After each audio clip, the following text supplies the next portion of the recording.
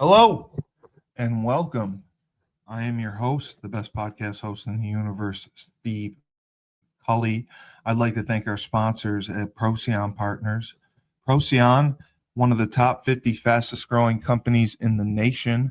They specialize in employee benefits, wealth management, and retirement planning. President Sean Rabinowitz, proud supporter of our podcast network and everything we do. Green Street Trust International, owned and operated by Rennell Jump and UConn legendary men's basketball player Jake Voskuhl. They specialize in tax plans for businesses large or small.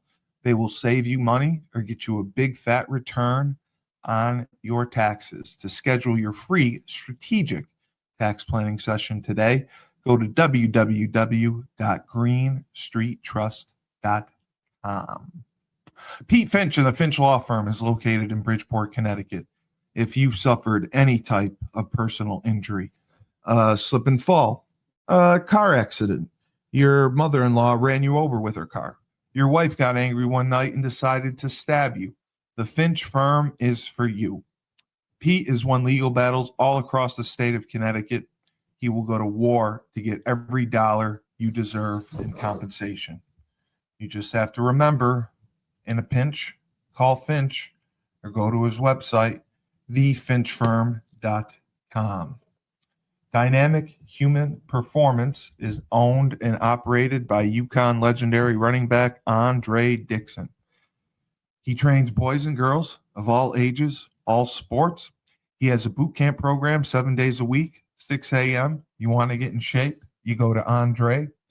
He has an athletic development program where he trains boys and girls in the sport of their choice from the ground up, helps them reach their full potential, be the best they can possibly be.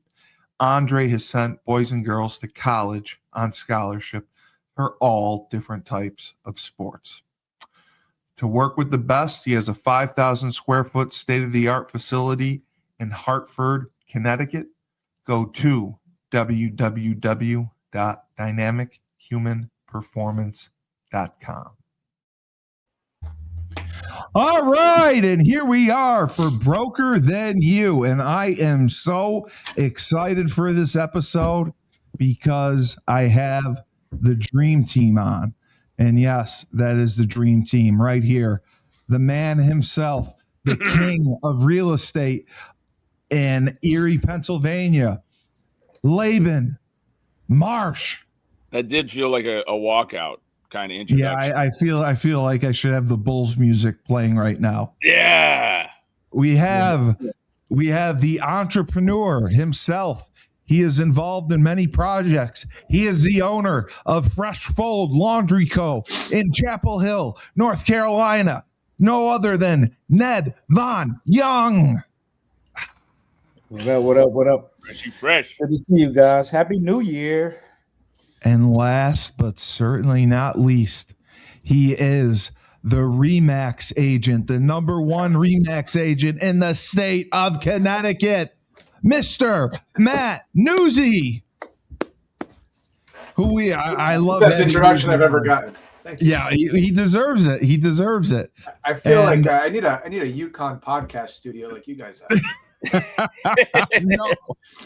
No, Matt, Put it on your to-do list. You're doing great. You're doing great. I'll just hold this up for the show. Yeah, there you go. Yes. Nuzie is awesome. It's the most athletic I've ever felt standing in front of that kickoff team. I love it. Thank you for joining us, Matt. We talk a little business. We talk real estate on here, entrepreneurs, and you fit every category. And you've been doing great in Connecticut. Just in general, how would you say the market is right now in Connecticut? We're still a bit of an outlier. It's still a seller's market. In the town where my office is Trumbull, Connecticut. There's 8 houses on the market. In normal times, we'd probably see 30 to 40. So we have no inventory. There was also a little bit of a bump from New York City again, people leaving the city. So we're small town Connecticut, Fairfield County is still doing really well. It's unfortunate for buyers. It's super competitive. The last week of the year, I listed a house entry level Trumbull, which is about 500, and we had 20 showings and 4 offers. So, if you could get the inventory, you're going to do all right. But it's hard to get. It's competitive.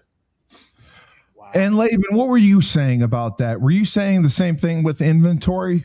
It's been interesting because a year ago right now, I would have echoed very similar, statements from this area. But within the last 6 months, well, I shouldn't say 6 months, within the last 3 to 4 months, as we are seasonal, as I know, Matt, you are too a little bit because we're in the Northeast, it definitely slows down. There's like a bell curve for January, November, December, January, February tend to be slower. Whereas we do have inventory coming to market and it's being more saturated. It's on the market for 30 days. Like I put one business under contract that I've had on the market since November in New York State, a storefront that went under contract December 31st.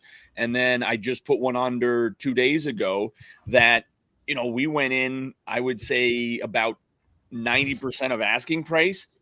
Didn't even get a counter. They accepted it. So, you know what I mean? Now, I believe part of that comes from, just as I'm sure you're seeing, if sellers are going to keep getting what they're asking, sellers are going to keep bumping their price up until they don't get what they ask. So we, about 3 months ago, started to see, and I had one on the market that's supposed to close in, like I personally owned one. And Matt, this was where my business coach 2 years ago said, hey, if there's not inventory, you own rentals. It might not be a bad idea to start liquidating. And I have done that, with the last of which I'm selling will close in a couple weeks. But I listed that, and I can say it's close enough to closing, but I listed it for $270, which it's been a rental. But my first offer was $230. And they came up. I countered at, I think, $260. They came back at $240, and it died there. 2 days later, I get a verbal offer, which is worthless, for $200. So then I'm like, dude, am I that far off? Later that night, I get a written offer for $260. So I took it. So like, we're starting to see some of these buyers come in kind of playing their games like, hey, I'll just offer you a little above assessment and see if you take it. So our market is definitely already catching what I would call rebalance, where it's becoming, 30, 45 days on market isn't abnormal. Now, if you list a home aggressively and it's super nice, they will still sell really quickly. But we've found that, a lot of those have been sold, and the ones that are now sitting for 30 days need a little bit of improvement. So I'm excited to hear that for you, but I know it's frustrating for buyers who've been looking, and doesn't matter how many offers they make. It's like, they can't seem to get it. And as an agent, correct me if I'm wrong, it's really hard to guess what it might sell for when there's multiple offers. We use what's called an escalation clause. Have you ever done that? Do you use those? Yeah, we have escalation clauses in our market, but it's tricky. I will echo one thing or contrast one thing. This January, as compared to last January, or even call it December, since we have the data, if the house isn't perfect, it's not going to get the influx of activity. Like, there's a ton of buyers just waiting for the right thing because they've been waiting for so long. They don't want to sacrifice. Yeah. So if it's the right location, the good condition, you're going to get 10, 15, 20% over ask. But if it's not the right location, if the property is a little challenged, it will sit. So I do want to differentiate. If you price it right, it shows well, you put a little effort into it, you're going to do exceptional. But if you don't, like, the buyers have become so jaded by the market that if it checks all their boxes, they'll overpay for it. But if it doesn't, they'll just pass on it. They won't even make an offer, you're saying. Right. Yeah, exactly. Yeah. They'll just, they don't want to sacrifice. They've been living in their at home for 3 years. So one of the things that I've learned with sellers is, because if say it's been sitting, and now the first offer comes in lower, and the seller gets all frustrated, and I said, hey, seller, don't be mad at this buyer who liked it enough to make an offer. If you want to be angry at the guys that came in and didn't even think it was worth making an offer. That's right. Don't be insulted. Don't be offended. It's right. Yeah. So Yeah, we'll see how the year plays out. Again, like you said, it's seasonal. There's definitely seasonality in the market. Yeah. I was just on the phone with somebody. We had their house on the market last year. It was an odd house, had some real challenges, built into a hill. We took it off Thanksgiving, left it off through the holidays. I just spoke with her. I said, you know what? There's only 6 houses on. Let's get it back out there, and let's not wait until March or April where there might be more competition. So. Wow. And he's real saying, quick, that's another great point, because I have sellers say, hey, I want to list my home, but should I wait till the spring? And I tell them what you just said. Hey, we have really low inventory in the winter months, and the buyers that have been looking are still looking. So I've never liked that we're going to pull it off for a few months, just because as soon as, and I've had it before where, in fact, my brother Lucas had a buyer's agent call him. They were so mad that the seller took the home off the market until spring that their agent reached out, the buyer reached out to the seller directly, and the seller stood up for my brother and said, hey, listen, we took it off the market for a reason. I don't want to sell it to you now, but you can come back in the spring. So you had this buyer kind of see, they took it off the market. Let me try to sneak in without an agent. You know the business better than anybody. Like this time of year, that kind of stuff happens all the time because 12/31, all of those listings expire and the sharks are swarming. Hey, I've got a buyer, the seller. So I just try and secure as much business as I can. At this time. Well, Fresh and I were just talking about this, and why do you, Fresh, going to you, why do you think most people sit out this first quarter, and how investors win by acting early? Because like they're saying, it's a seller's market right now, and they're sitting out. It's one of those kind of like old cliches of the early bird gets the worm. So it's one of those things where I would say, I would strongly encourage people at the end of the year is a perfect time to be thinking about and planning for obviously next year and trying to get in. And so prime example, what they're talking about, it's always two sides, right? From an investor standpoint, like the house that we live in, that's how we got this house. And we got this house the house that I live in on a great deal because it was on the market. We're real estate people, so we didn't need an agent, but it was on the market and then it was off, and it had been off the market.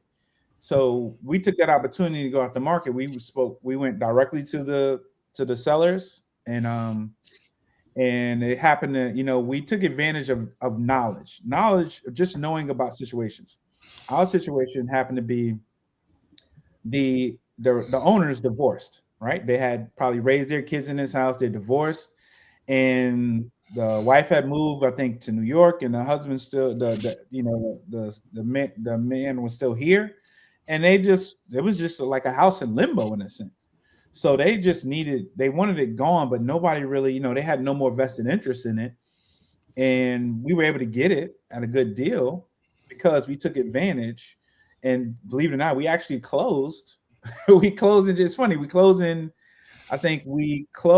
agreed to terms probably right before Christmas.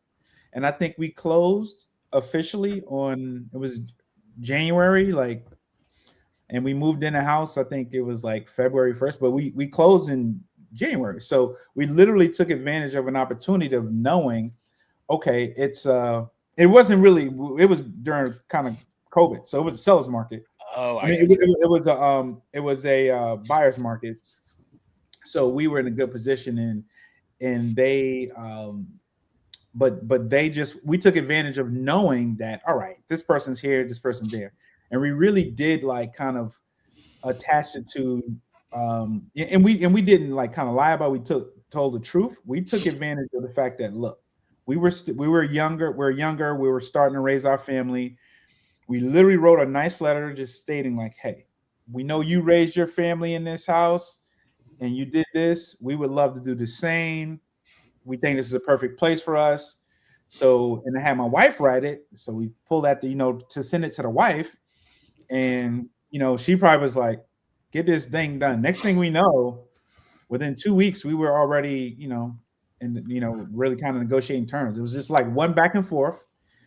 they said something, we countered, and we agreed to terms, and we got it below market, and it works out well. So I would say from an investment standpoint, or even if you're not an investor, get in early. We always talk about this, like, do due diligence, and it will help you in doing your due diligence and having some type of plan, literally planned out. We're going to try to do this and see how it works out. And it worked out perfect. So when you do things like that, I think you at least have an opportunity to execute something, opposed to going in with a hope and a prayer. And I'm just curious, Fresh, because basically what you described is, in Pennsylvania, we call it love letters, right? And literally that is now being frowned upon because they think you're pulling at the emotional versus just buying the real property. Matt, does that come up at all with you guys, the love letters? Yeah, we still see them. I tell my sellers right away, I don't read them.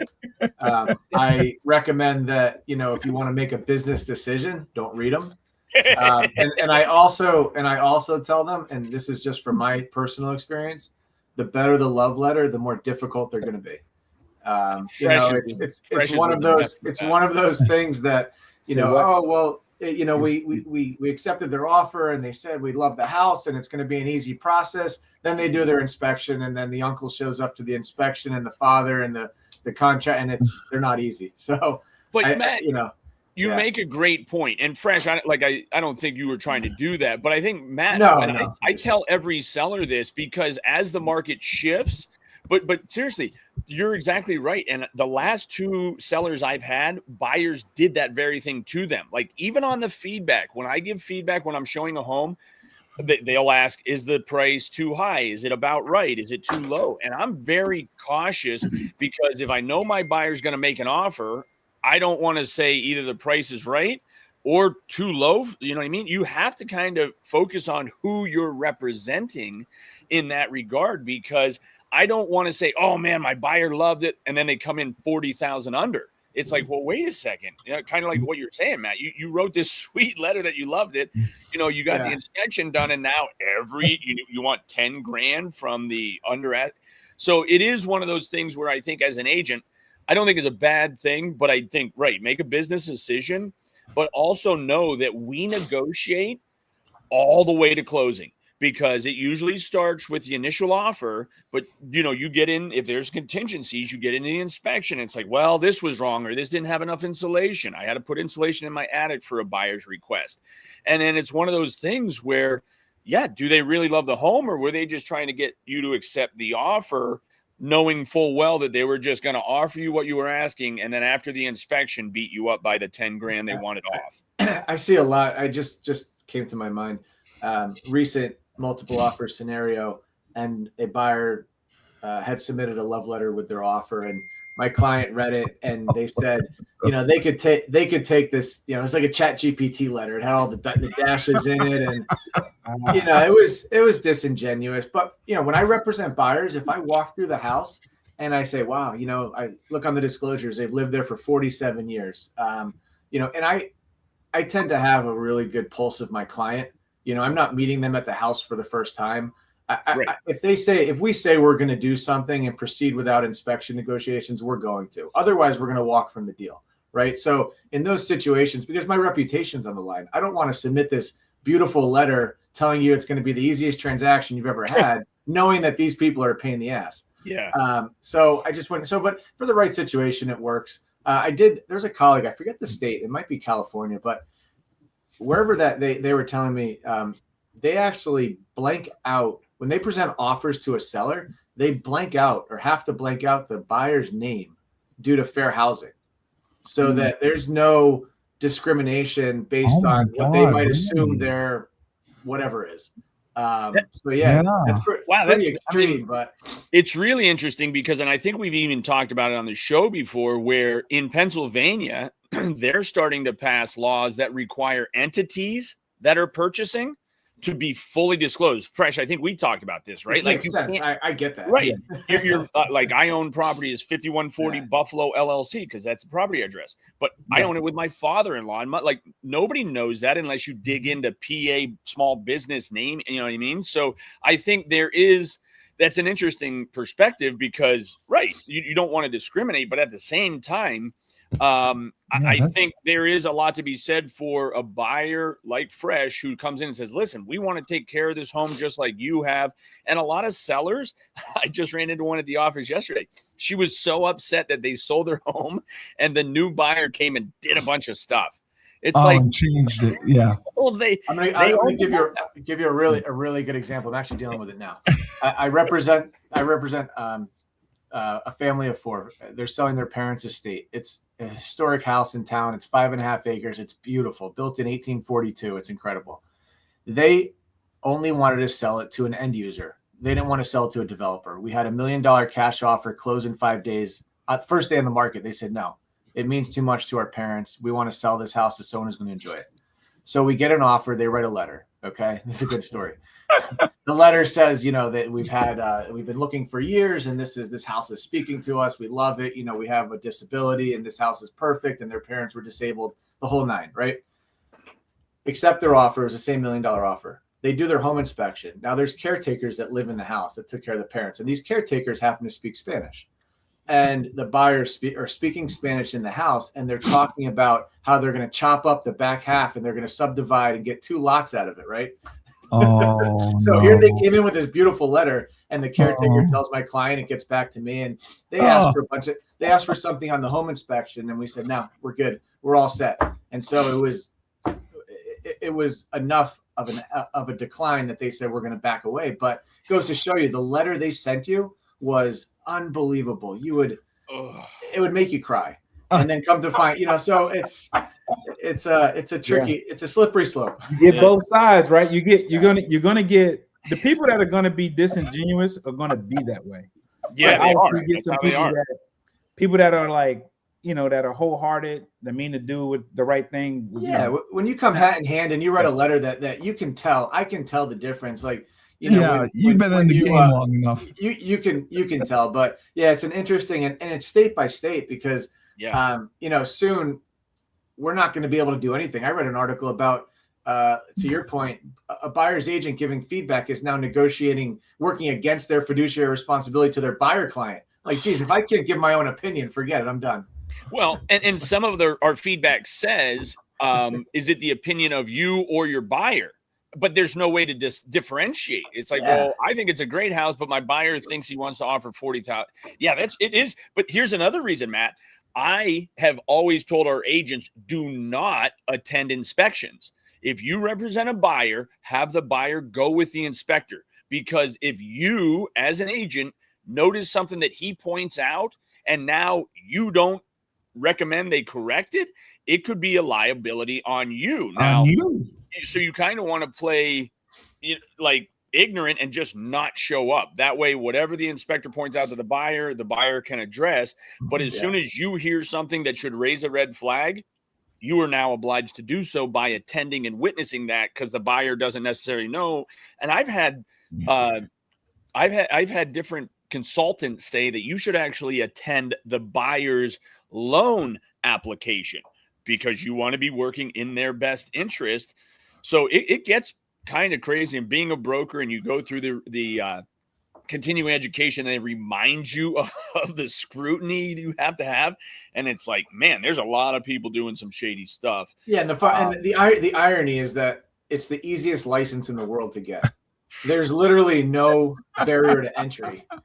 It's a 60-hour course, high school education. And then you as the broker take all these risks for these people running around playing realtor. It's a huge issue. That's why I've not stepped into that role. Oh my God, that's crazy. And Fresh, you talked about this, especially with the market the way it is, with the lack of inventory, having discipline, patience, and you have to have a good deal selection in a tighter market. That makes a difference, right? Yeah, I think they just, the scenarios you just talked about was kind of a prime example of doing that. Like, so how I forgot who was mentioning like about like how some people would just go, all right, well, I've waited this long, I could wait a little bit longer, right? Yeah. That's the discipline about, not just jumping at, okay, the inventory is low. Okay, I'm still, just because it's low, it's only 5 houses. I don't have to pick one of those 5 houses, right? Because there will be another opportunity that comes about. So that's a part of the discipline of trusting your numbers, trusting the research you've done, trusting the professional you hire, your agent or your broker that you're working with. If you really understand it and you feel really good about what they said, because you got 2 sides, right? He just also mentioned that it's a very low barrier entry. Like anybody can do it for the most part. But here's the thing, but not anybody can do it well, right? That's right. There's levels. It's the only career. You tell me one other career where you can help somebody buy or sell a $500,000 investment and then go drive Uber at night or during the day. Yeah. It's comical. Yeah. And there's people research their cell phones more than their realtors. Yeah. That's the thing is once you have a title of authority, this is what happens. Like people tend to pay a title of authority, right? It's the same thing happens. It happens in politics. It happens in corporate. Once you have a title of authority, right? Being a realtor or an agent, it gives you a title of authority. So people just tend to, for the most part, listen to authority or what they perceive to be authority. And that's where I think that's a lack of discipline. I think you need to know, you should be able to check. Just like how I can't, even with doctors, people just take whatever a doctor says. One of the things I rarely ever listen to what a doctor would have to say about anybody that I know, anybody in my circles, as it pertains to nutrition, right? I'm not going to knock doctors, go to school for many different things. They specialize in stuff. I wouldn't even, for the most part, question on what you specialize in. But most doctors take, I think, a 1 course on nutrition, and they do a semester of nutrition, 1 course. So they're not well versed. They're not a dietitian. They don't know those things. So I'm going to take that with a grain of salt and do your research. That's what you should do with most things. But most people, they don't have that discipline. And I think this is a great time, where we are, to be more disciplined, to be more patient, and to be very selective about what you're doing. Like, be selective about the professionals you want to work with. Be selective about, where you want to go, the market. Like, just because it's inventory out, say from just a residential standpoint, doesn't mean you should do it. So one of the biggest things that I tell people to do, the way that I look at properties and from an investment standpoint, and I encourage homeowners to do it too. My main focus really is the school district. I just go, okay, what's the best school district? Because it's tried and true. People are going to move where, that are going to raise kids, usually in a house. They want to be in a good school district, right? So they want to be in a good school district. And historically, those school districts, the property value raises, right? There's gonna raise, more people are gonna go there, you're gonna pay more tax. It's just what happens. So that is a very simplified litmus test for a good place to invest. So that's kind of like what I do and what I've done historically, and I haven't failed at it yet. Most people should. That's very simple. Just okay, where's the best school district? Right? Go by the high school, because usually it's a cluster thing. So let's go high school and then it kind of trickles down. So wherever you're, greater schools, the high schools, 8, 9, 10, okay, more than likely, and you historically has been that way, it's probably going to stay that way. And then that's where a good place to go ahead and buy, from my experience. I don't know what you guys feel about, about that advice, but I think those are good things to do in terms of following. Connecticut's costly from an investor standpoint. It's really but I do agree, right? If you follow the school systems, and that's where the market is still the hottest. A lot of my clients are investing elsewhere, in markets that are a little bit easier to get into. We just have very high property tax. Personally, I've invested in Memphis. A partner and I own some houses down there, very low, easy to get into. They're not huge returns, but they're safe, somewhat safe. So yeah, Connecticut. I haven't done an investor deal in Connecticut in over 5 years. Wow. It's been in reverse. They've all been liquidating and exiting. Like I had a property in Bridgeport, Connecticut. I bought it for $87,000 about 8 years ago. We sold it last year for $265,000. What part of Bridgeport, man? Which one? Because you got North Ave. You know Torian Sowell? Yeah, I know Torian. Yeah, he's North End. It was on North Ave. The reason I say that because I'm not that familiar with actual. I just know I think it's like northern Bridgeport and southern Bridgeport. I believe the southern part is not starting to, but that's the one that went through a transition. So another one of our teammates who done extremely well in Bridgeport. He left Bridgeport, but it was Terrence Smith. So he's never called me, but I know he buys a ton of real estate. We'll have him call you, Matt. Matt, I was curious about you investing in Memphis. Do you invest in Memphis because you have another agent down there that manages? No, so I've got a client. He was a client in Connecticut, and then older gentleman from Beverly Hills, super wealthy guy. He's probably got like a $20 million real estate portfolio. And I managed his properties in Connecticut. He gave me a chance to buy in. So we owned some multifamilies together, a condo. And then he searched out a market in Memphis. He did this about 8 years ago. The company was called Memphis Cash Flow, and it's a one-stop shop. They buy the house, they rehab it, they get the tenant, they manage it. And you can buy a house there, and they have different zones, A, B, and C, anywhere from 170 to 240. The property taxes are like $800 a year. It's a very pro-landlord state. Like in Connecticut, the refrigerator breaks. You got to put every time. In Memphis, they travel with their appliances. So it's I bought into it. I mean, he had a lot of appreciation. Like I think he's up to 30 houses down there, and he got in for most of them at 170 to 180. They're all now worth 240, 250, and across the 30 units, he has no mortgages. So cash on cash is like 6 or 7% return. It's not huge, but I would argue it might even be. You think that's where I would bet it might even be a little higher then.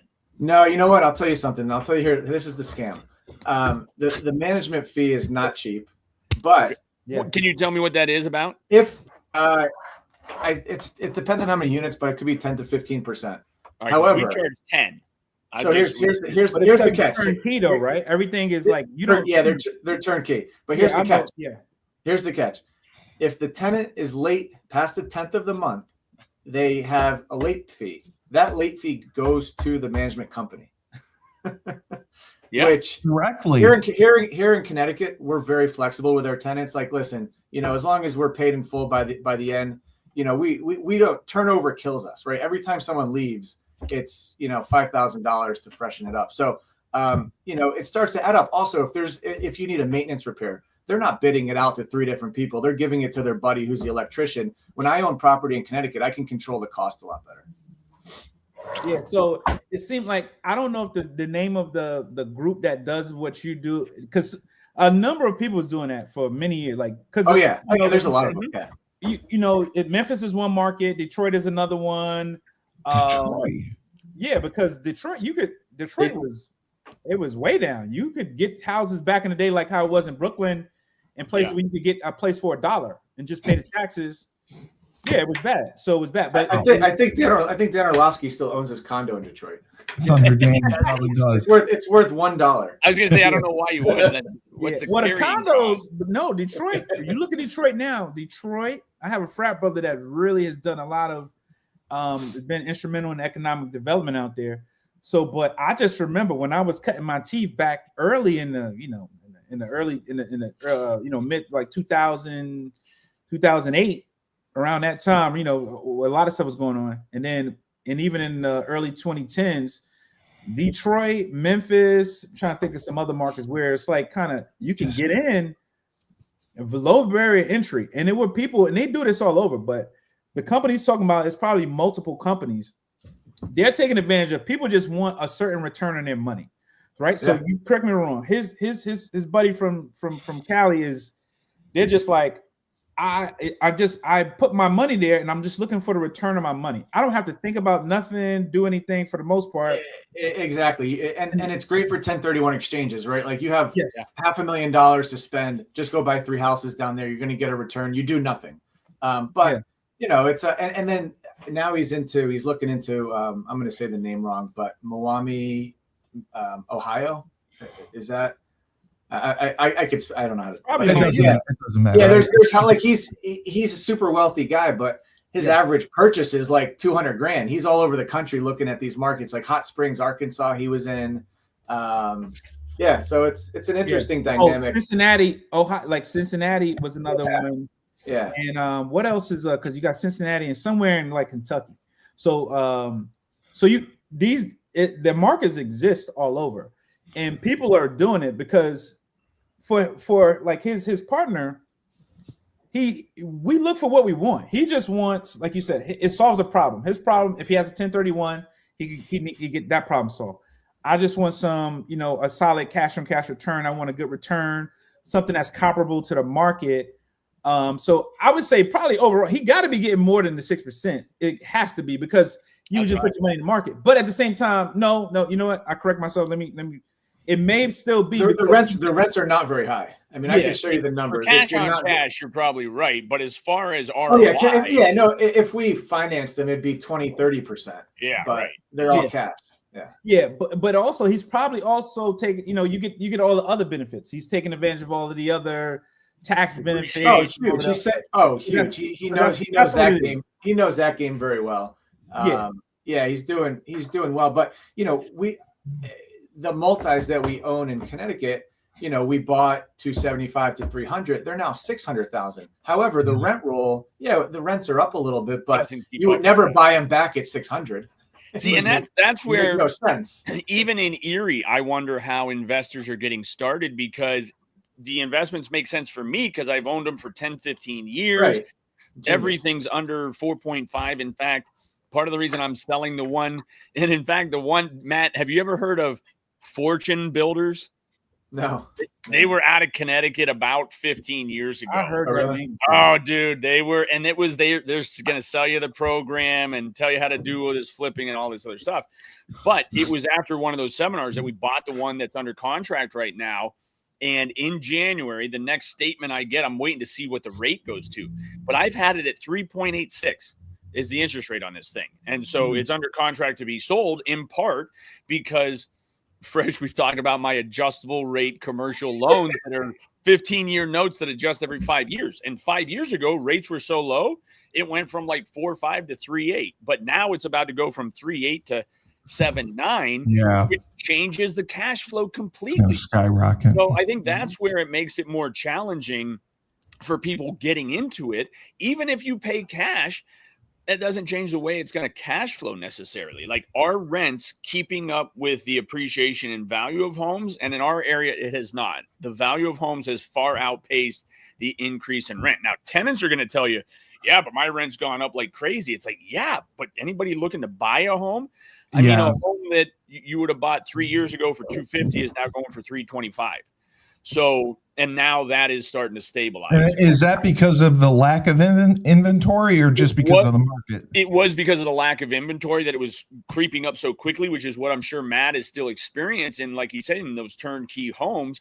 But for homes that need a little bit of work, that are trying to price themselves at the turnkey homes, those are the ones that are sitting for a bit, and you're going to have buyers come in and sellers that are just, especially this time of year, they're sitting vacant, they're paying taxes, they're paying utilities. They just want them gone. So that, again, is another reason for buyers to come in. If you look at a home and it's vacant, that seller is more desperate than a seller living in the home. Maybe not, but 90% of the time it's vacant, and who knows how long it's been vacant, getting ready to. And that was another thing with me. As soon as I took that home off the market, getting ready to sell it, my $1,450 a month tenant had moved out. So now you got the carrying cost of not receiving income. And so there is strategy in getting ready to liquidate investment property, because, again, the best thing to do instead of selling it is to just refinance it and start the clock again. But again, when you're looking at going from a 3.8 interest rate to a 7.9 or a 6.5, it just changes your That's a lot. Yeah. Well, it's just what it is right now. Yeah. Matt, I forgot to ask you this. Do you do rental properties like Laban does? I know Laban has a rental property business. Yeah, so I do. I manage my own, and I've got investor clients that own stuff. When the rents come up, I definitely help them out. It's just it hasn't been a huge segment of the business, but if you get Terrence Smith to work with me, I'll be the flagship sponsor for your podcast. So I'll double whatever my buddy Pete Finch is paying. But will you do the commercials like Pete Finch? That's the question. I can't take two lefts out of my office without seeing his billboard. I love that guy. Yeah, I know. He's better. I worked with him last year. I sold his house last year. He's great. I call him. He's the Better Call Saul of Connecticut. That's what I call him. Dude, I'm in it for the rap videos. Laban, I mean, you have been pretty crazy busy since the new year as well, right? Yeah. It's been. What is that involved? Selling or buying property or your rental property? It's selling them, but also I'm representing clients now. And this is part of, I guess that was the thing, Matt, like part of the thing my business coach said is it was slow for all of us. But what I found, and as broker, I've not sold as much as my mom or my brothers because I'm running the business. So since I've been listing a lot of my own properties, I've been in the market, right? And so when I'm in the market and when you're doing things like you run into clients, buyers and sellers. And so I've got three sets of buyers right now, and everything I have listing is pending. But it's just been crazy busy because like I'm in New York State, so that's right, pending December 31st. Well, then the agent who sold it said, "Hey, you better change it in the MLS because within 24 hours." And I'm in PA's MLS all the time. I completely forgot with the new year to go in, so I went in this morning a week late, and hoping I don't get penalized for being a week late with doing that, but. It's more all of that, once you get it you're showing homes for months and months, then you put it under contract and it's like, well, make sure they get the inspection, make sure they apply for the loan, make sure. You got to do all the due diligence. It's babysitting to the nth degree because you're not just babysitting your client, you're babysitting all the vendors that need to stay on top of getting this thing through the door. And then I have the agent saying, well, why'd you put it for 60 days out? Well, with financing, it's going to take 45 days. And Steve, how many times have you heard me say under promise and over deliver? Under promise. Because if you write a contract for 45 days and it doesn't close for 49, you're the worst person ever. But if you put 60 days and it closes in 49, you're a hero. So it's just but this agent who was a newer agent, and he's like, wow, why 60 days? And I'm like, well, dude, it's how long it takes realistically. So I think going back to Fresh's point of, do you know the industry? Because when I get an offer to close in 30 days with FHA financing from a newer agent, I'm like, hey, dude, there is no way this deal is getting done between inspections, appraisals, and closing this thing in 30 days with an FHA loan. There's just no way. So you'll have people thinking they're doing their client a favor by trying to get it closed quickly, when in fact, professionally, I know there's no way it'll close on time based on all of your contingency factors and just days in a week. So I think having a realistic expectation of the process, but yeah, and that's where I said it's when you're in it, you're busy 12 months out of the year. Fresh, you had a question. How has everything been working out at your new location? And have you started, because I know you do the pickup service. Is the delivery service officially started yet? Yeah. So pickup and delivery that's like synonymous. They're one and the same. I think what you might be referring to is the drop-off service. Like the drop-off service. Yes. Yeah, the drop-off service in the store for this week or so. So in the next few days, just kind of waiting on. I was still waiting on some signage to kind of get out on the street so people could direct some people on the street. I had a shift. Something what held us up, believe it or not, was North Carolina. We had the whole big there's a lot of ICE agents out here, and they just kind of a lot of work. North Carolina, they were ICE agents. ICE agents. in North Carolina. I'm telling you, like, so it was big. It really just kind of it deterred, like, even my kids' friends, certain people at school, kids weren't going to school. They were so, like, afraid. Scary. Yeah. Even like the guy who I'm partnering with with the location, he had to have signs out like no ICE agents without a warrant. Like, it was just all kind of crazy stuff. Like, so that impacts how you move. You got to make adjustments and you got to pivot. And that's just kind of how things go. So that's a little bit of ways away. But I think that's a big thing, man. And it kind of leads to, one of the things I was thinking about before. I think one of the questions I probably, would, hit you up with, Steve, is just kind of like, as investors or in people, or business owners, it can apply to you as well. Like, how do you, what you have to have a certain kind of mindset. Like, so what do you do to get your mind ready for, new challenges, new year? Like, all right, how are you approaching these things? Absolutely. You have to set new goals. You have to be prepared for a new year. Yeah. So, yeah, I mean, I would pose that to the group, like, what, for your new year, like, what are some key mindset? Yeah, Matt, especially things you have, for the year. What do you guys been killing it. So yeah, it's not easy. I mean, even this is my 18th year. I think January is probably the toughest month for realtor. But what I try to focus on is my biggest source of business is my past clients and sphere of influence. So I do a lot in the community. So I'm revamping my community outreach, setting up different events here and there. I'm checking in with every past client, just whether they want it or not, just giving them a quick update of, recent sales in their neighborhood, checking in to see if they have a real estate question.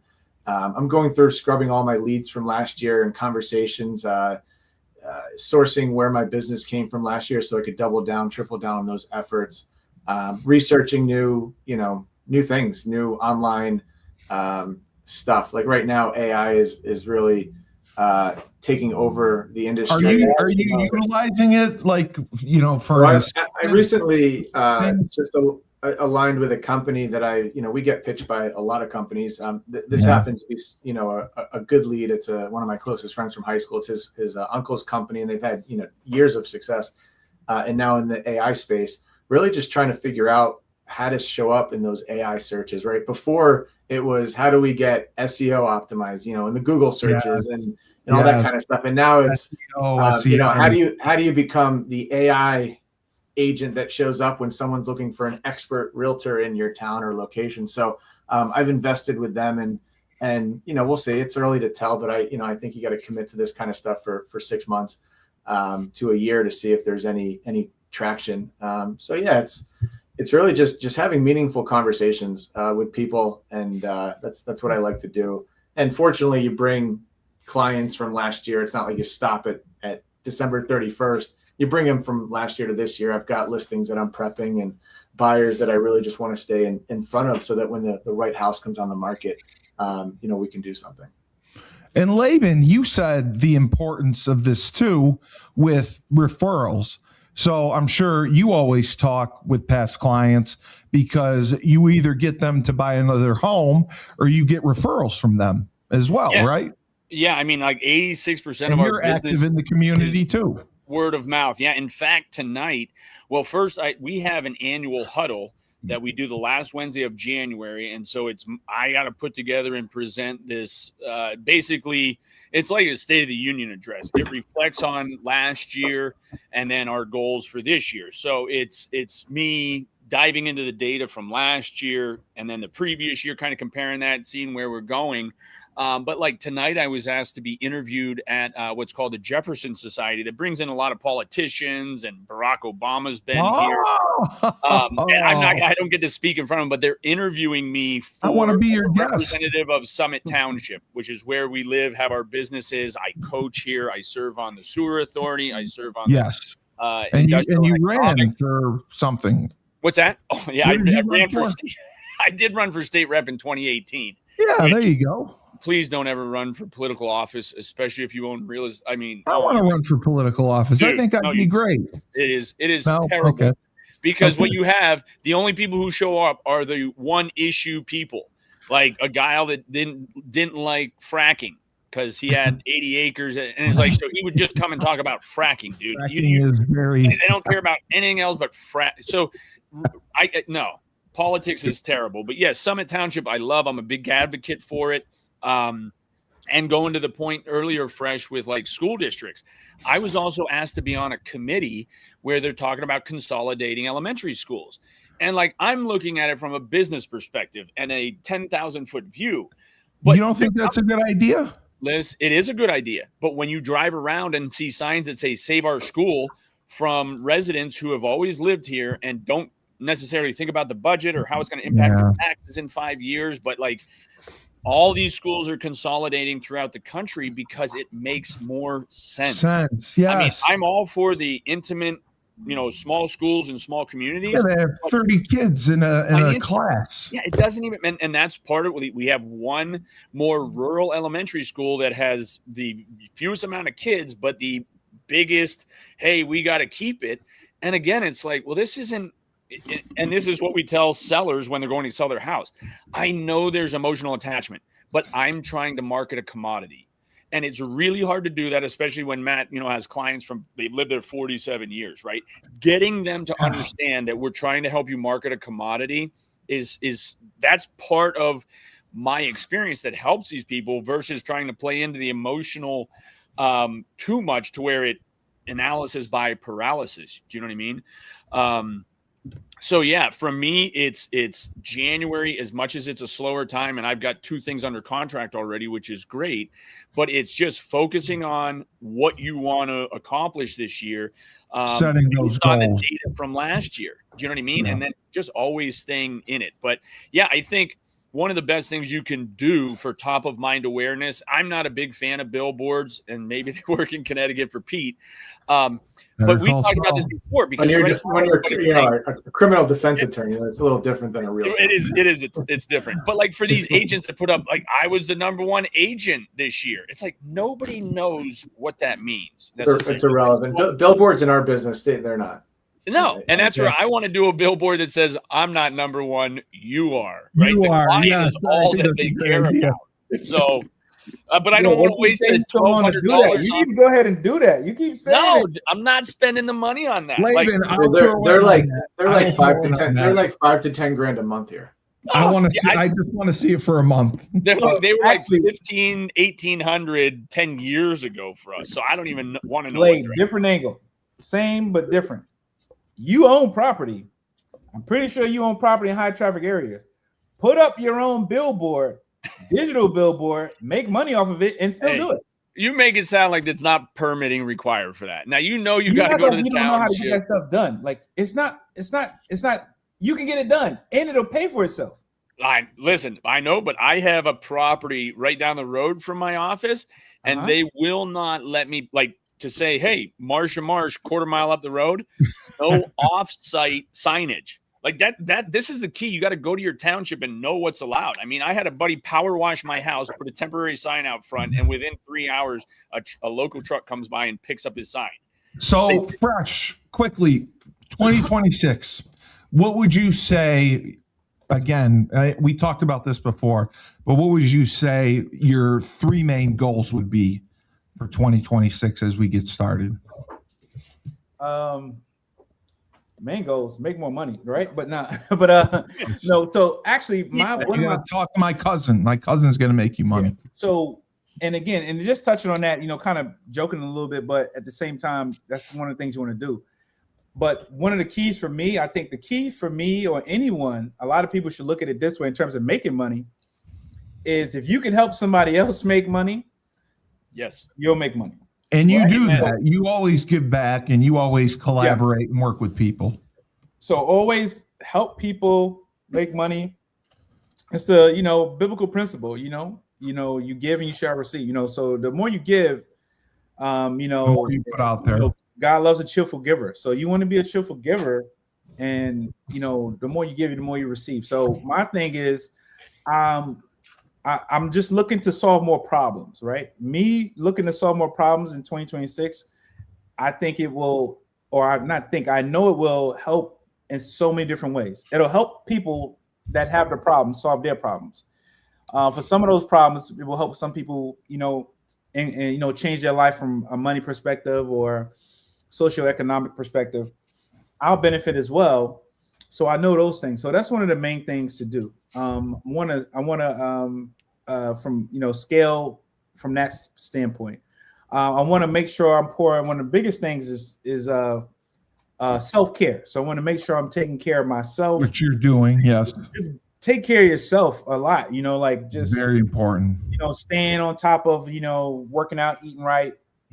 Getting the different checkups and things you need to do, and not getting caught up. A lot of times, us business owners or people like kind of work for yourself and things like that. You work yourself and running, and you're like, okay, I'll do it later. I'll schedule the, this or that. Most of us are fortunate. I don't know, Matt, you married?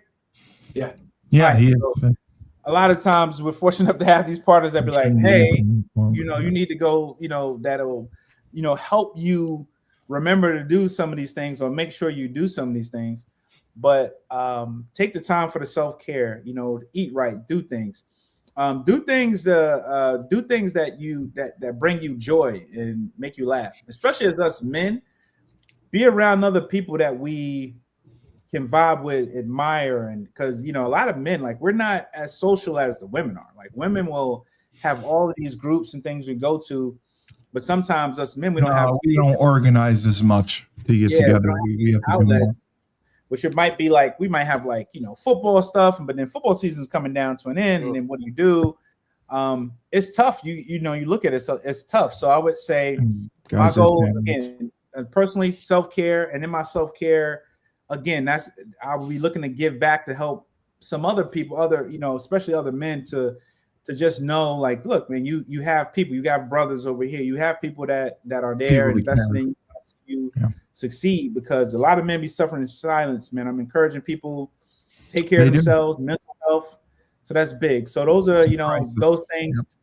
And again, I guess a lot of the stuff that I'm doing is around just kind of like building other people up, which I think in turns kind of will just kind of come back to. So that's where my, I like that. I like where your head's at. So Matt, for people to get in touch with you, I'm going to put it in the show notes. You have a website, correct? I do. Okay. What is it? Just so I know. NuzieRealty.com. That's it. NuzieRealty.com. I'll put it in the show notes, and we'll get that up and going. Thank you so much for being with us. It was illuminating to listen to you and Laban talk shop. I didn't understand half of it, but I'm going to go get my real estate license, and I'm going to come work for Matt in Connecticut. He'll have some property.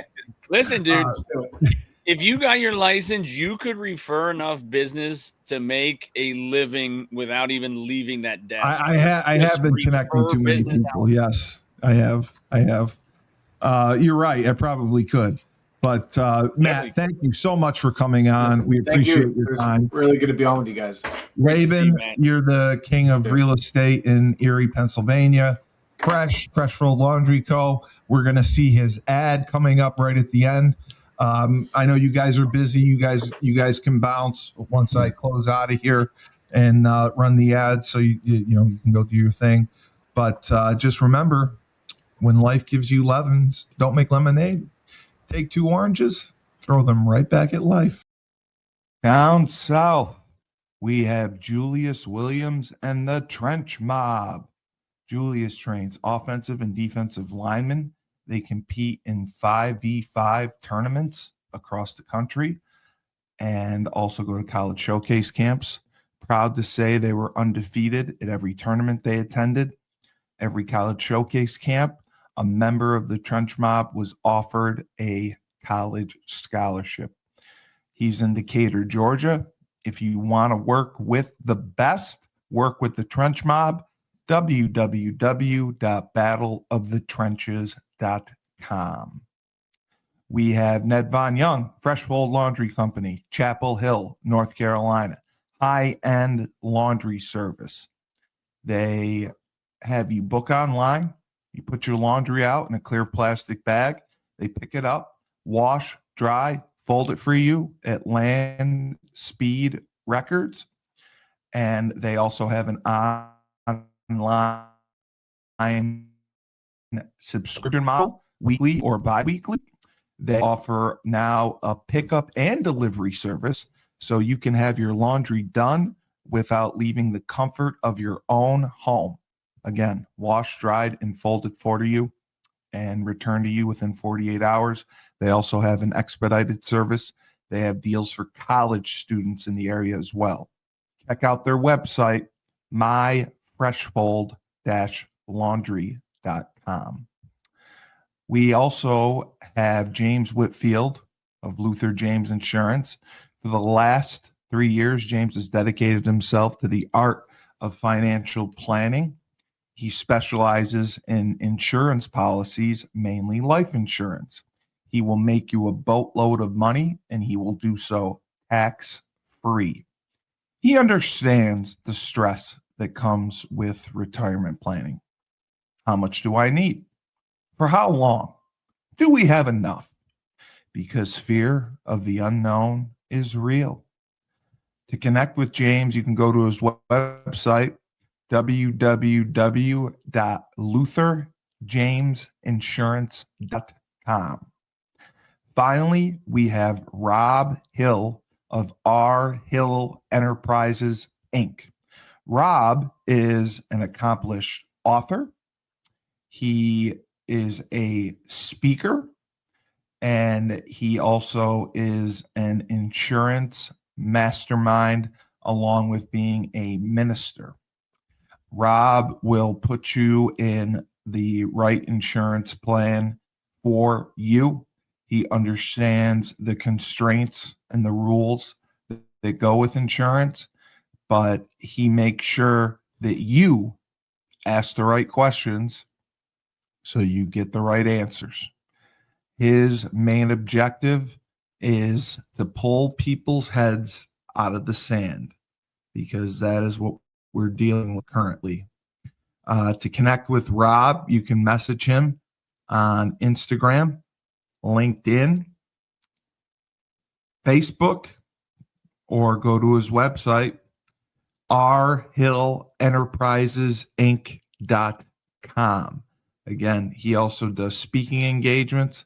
He is a phenomenal insurance agent out of Chicago, Illinois, and you should contact him for any advice, even if you don't want to work with him.